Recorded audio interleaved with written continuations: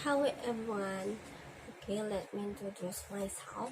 My name is Siti Rauza Zakirova. Today I want to tell you about the story Jessie the Rabbit by T.Albert. Jessie the rabbit was eating a carrot in green meadow one sunny day. He watched the other animals run around and play, and he admired them. He had always been the shy one, and they were always playing without him. They made fun of him because he got started so easily. If a tree fell somewhere in the forest, he would rush into his rabbit hole and hide for the rest of the day. "You are such a cricket cat, Jessie," Teddy the cub-on said when she passed by him. "You never have any fun, Jessie." But Jessie the rabbit was cautious and wise rabbit. He knew better than to ignore sound. "I might look stupid and scared, but I will always be prepared for danger," thought Jessie. He would hide and curl up every time he heard a crack or saw a shadow loom over his hole. One fine day, just like any others, a distant crack was heard. A tree fell down and a lightly burned. Jessie darted into his hole, while the other animals continued frolicking around.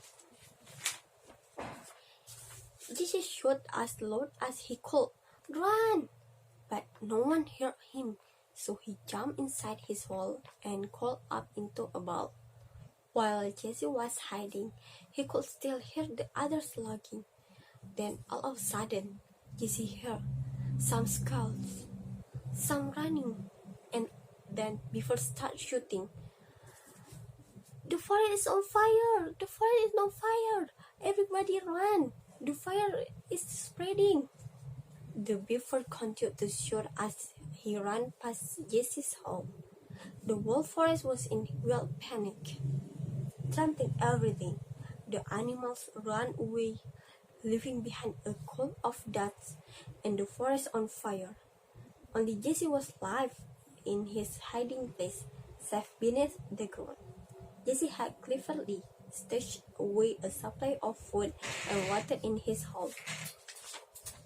He knew that one day danger would come and he wanted to be prepared.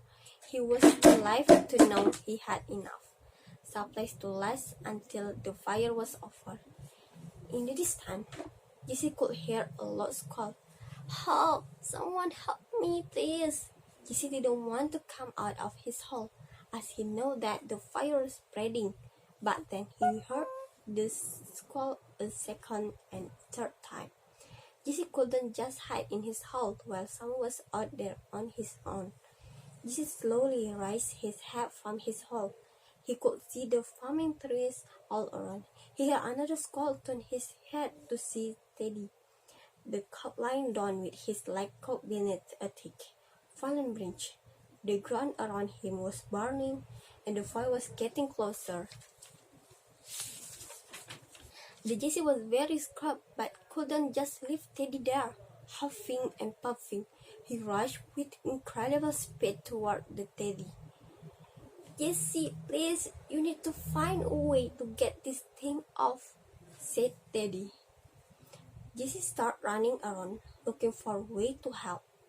Jessie saw the other side of the branch had started to burn and was becoming thinner. Jessie had an idea.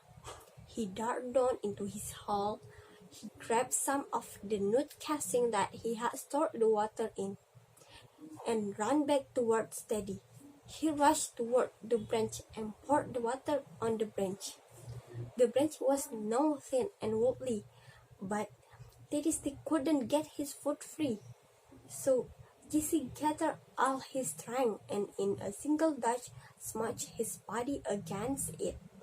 A crack was heard, and the branch broke into half, freeing Teddy. He slowly got up and approached Jessie. Teddy was surprised at Jessie's heroism and even more surprised at how he had managed to free him. He saw Jessie lying down, Jessie was looking very tired, so he picked him up in his arms and rushed away from the fire into the cool hills nearby. A few days later, all the animals had settled into a new place in the woods.